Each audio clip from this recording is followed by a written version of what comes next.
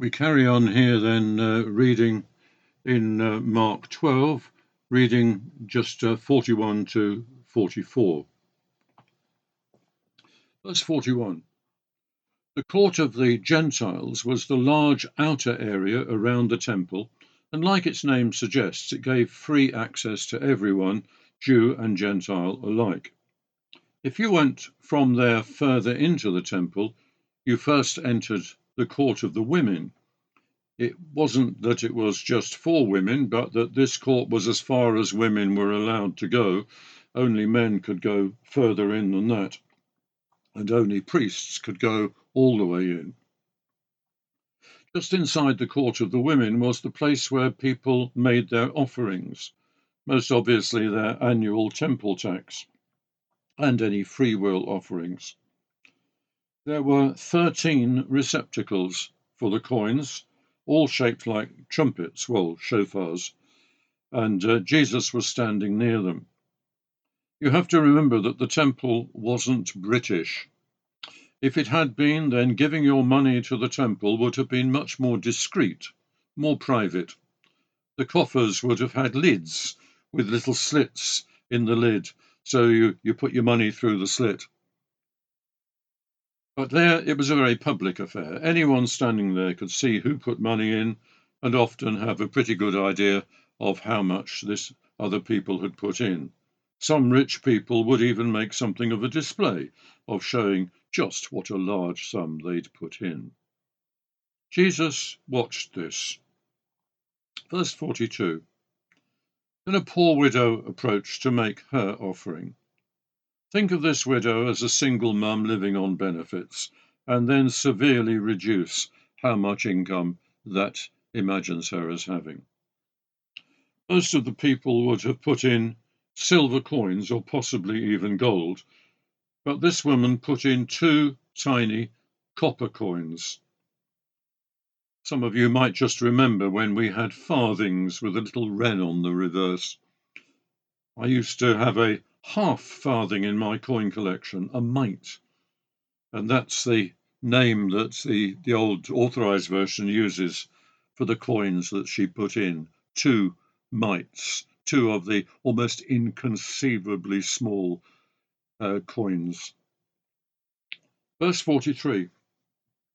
I think that Jesus might possibly have been British because he didn't just stand there and proclaim his view of what was happening.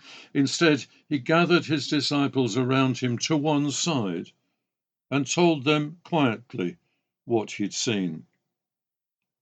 In an obvious sense, the rich people who'd put in all their silver and gold had contributed far more than that widow would do in her entire life. In fact, the temple treasurers would never notice what she'd contributed. It wouldn't make any difference at all to what they could spend the temple money on. In one sense, of course, Jesus is not contradicting that view of things, but he is saying that it's not the only way of seeing it. In an important sense, that widow had contributed far more than all the rich people had.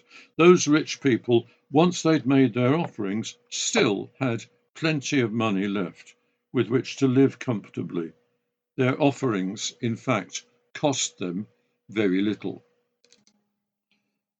But the woman had put in all the money that she had, and having put that money in one of the horns, she probably had nothing with which to get her next meal. It cost her far more than the silver and gold had cost the rich people. Very often we need to tell 2 stories alongside each other, one describing the observable and measurable facts of a situation, and the other telling, well, how God sees it, the spiritual significance of what happened. We come across that in a very big way as the gospel story reaches its climax. We shall need to describe the political manoeuvrings of the chief priests in trying to get rid of Jesus and how they persuaded Pilate to have him executed for treason.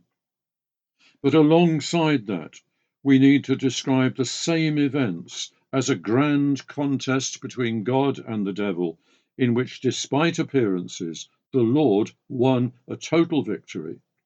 Those two stories alongside each other make up an account of what happened.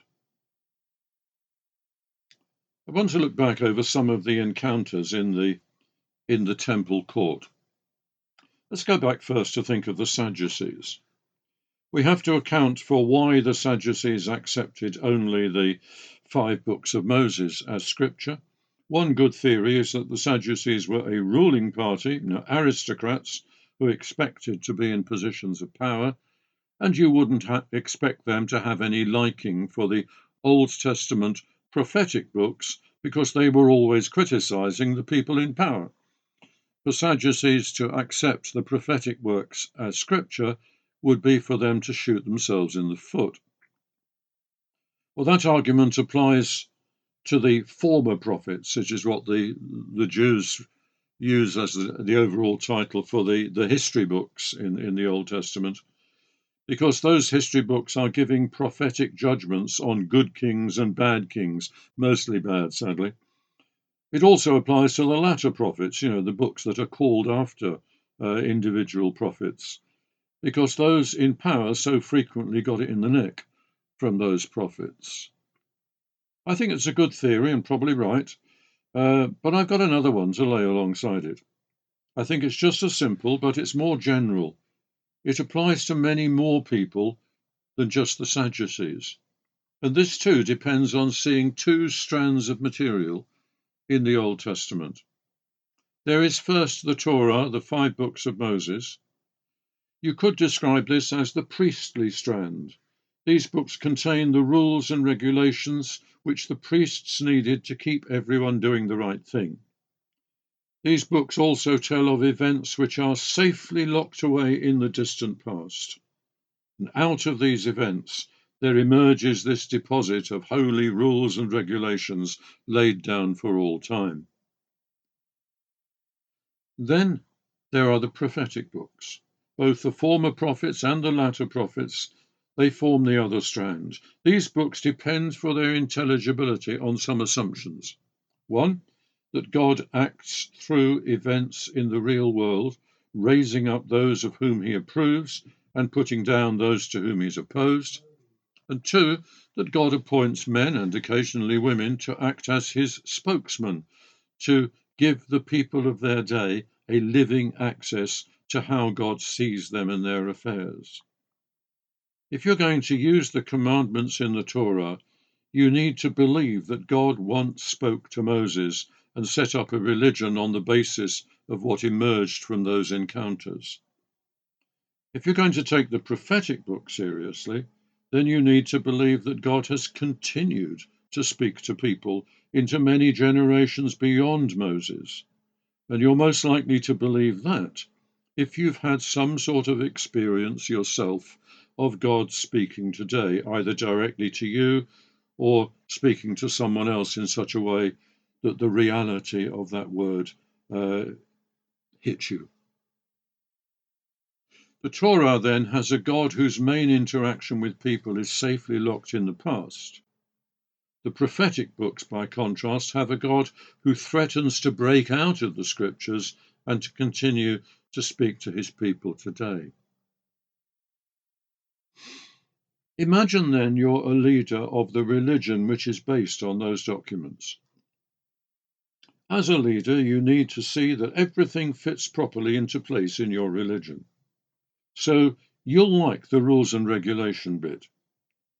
Something that will seriously bother you, though, is when enthusiasts amongst the lay people start getting hotlines to God and see themselves as having therefore an authority in their lives quite apart from the rules that you administer. Very dodgy. Don't encourage it. Equally, imagine you're a busy person committed to your work and your family, and you belong to this same religion, not a leader, just one of the people in the ranks. Most people would say it suits them well if God is safely locked in the past. Then all they've got to do is to go along to a reasonable number of services, make some sort of effort to stick to the main rules of the religion. And what you don't want is to become a raving enthusiast, because then your whole life will be taken over and, well, you've had it. Do you see? Religion as such tends to be most comfortable with its origins tucked away in the distant past, with their effect on you now being through a set body of rules. Religion doesn't cope easily with a living God who's still acting in events, still speaking to people, still making a real difference to their world. In the Jewish religion today, although they regard the prophetic books as scripture, they have a much higher regard for the Torah. They don't know the prophetic books like they know the Torah. Their whole attitude to religion is built around the commandments rather than the much more uncontrollable prophets. What we ought to be able to say is that by contrast to that, the Christian religion is based on repeated encounters with the living God. It's essentially a prophetic religion, or even a prophetic anti-religion, based on encountering the living God, which is something that mere religion can so easily stifle. But as you undoubtedly know, and I certainly know, within the Christian scene, mere religion does often stifle the prophetic element, and Christianity ends up little different from how I've described Judaism.